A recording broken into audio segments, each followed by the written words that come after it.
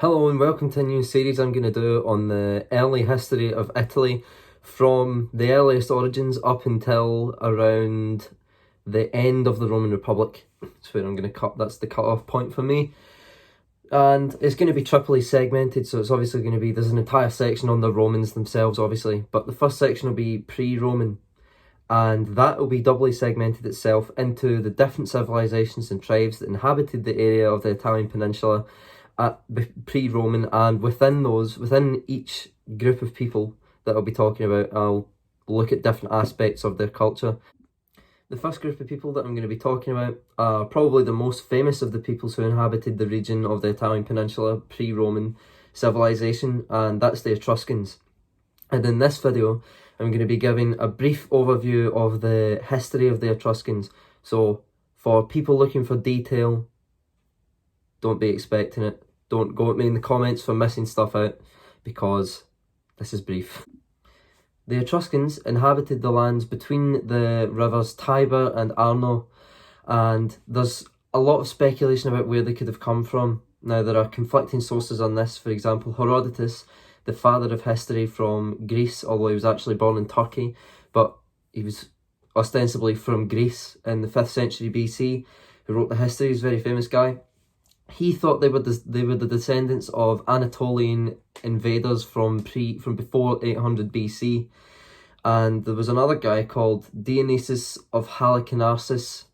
Hopefully I've not butchered that name. Halicarnassus, sorry. He argued that they were originally from the Italian peninsula. Now this, I feel, has much more weight to it, because of all the other languages in the Italian peninsula, they were all Indo-European languages. The Etruscan language, however, was not of Indo-European origin, and it's not similar to any other language in the world. It's very similar to Sumerian in that regard, and they used the Greek alphabet. They used the Western Greek alphabet, which the Romans took, and then we got our letters from the Western Greek alphabet, so got a lot to thank them for. But there's no clear answer. Basically, there are conflicting sources of where they came from. It's my personal opinion. I think they were indigenous to the area, but feel free to disagree with me. They inhabited from the southwest of the Apennine Mountains up into the Po Valley initially, but around the 650s BC, major Etruscan towns had been formed, and they had begun to expand further south into the Italian peninsula, making it down, not quite to Magna Graecia, because the Greek colonists were there obviously in Sicily and all that, but they made it down as far as Campania. They invaded Latium and Campania in the south, and they made it as far as the Po Valley in the northeast. And it's possible that actually the Roman Tackman Dynasty were related to an Etruscan family called Tarchu, giving them a substantial impact on Roman history. But whether they were related to that particular family, the Tackman Dynasty were of Etruscan origin, with the first king being Lucius Tarquinius Priscus. There you go. Didn't butcher that either.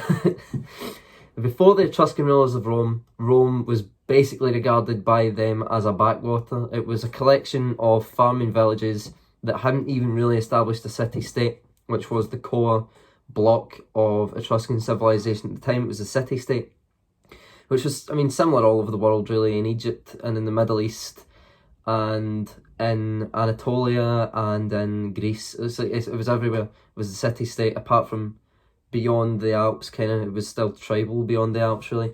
But enough about everybody else.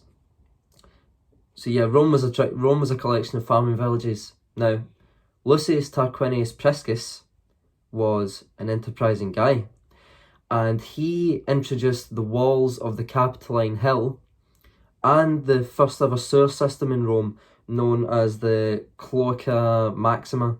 Hopefully I haven't butchered that either. Any pronunciations, I apologise, I can only speak English. During the 6th century BC, Capua, an Etruscan settlement, became the effective capital for administration and stuff like that. And over the 6th century BC, the tensions between the regional powers were beginning to rise, with Rome and the Carthaginians and the Greek colonists, the Greek city-states from Magna Graecia. There were a lot of tension going on, and it came to a head in the Battle of Alalia. Hopefully, again, I haven't butchered that. And this, I mean, the Greeks were saying that they won this, but they seem to have left, because they left Corsica. They abandoned Corsica to the Etruscans and the Carthaginians for their influence, for them to fight over. So they can't have had that much of a flawless victory. Etruscan influence peaked towards the end of the 500s BC, the 6th century BC. They controlled from the Po Valley down to Salerno. They got that far south. It didn't last long, however, because much is the way of the ancient world of antiquity. There were rising powers and falling powers all over the place, and the lands of Etruria that were under Etruscan control fell to the Romans eventually in the Etruscan Wars. The last of the city-states, of which there were 12, the last of the Etruscan city-states fell to the Romans in the same year that they started war with the Carthaginians for the first time in the First Punic War in 264 BC. I mean, even the Gauls were giving them trouble by this point. Like the Romans, the Greeks, the Samnites, the Gauls, all of these powers were getting stronger in the area, and the Gauls continued to give the Romans, to wreak havoc upon the Romans for centuries. And in the 4th century BC, as I say, most of the Etruscans were brought under Roman control, under the Roman heel, as you might say. But their culture held out until about 30 AD, when the last speakers of the Etruscan language died, leaving it a dead language and leaving everybody else to struggle over what it sounded like and the grammar of it for thousands of years. That's a brief overview of the Etruscan history. I'll hopefully do more detailed videos on this in the future, with looking at specific periods in their history. I'll do a video on the Battle of Alalia, if I've got that right. And the next video is going to be about how their society was run, so the governance and how they set up the state and how they conceptualized it. Thank you very much for watching. I hope you enjoyed this video. If you did, subscribe, and I'll see you in the next video.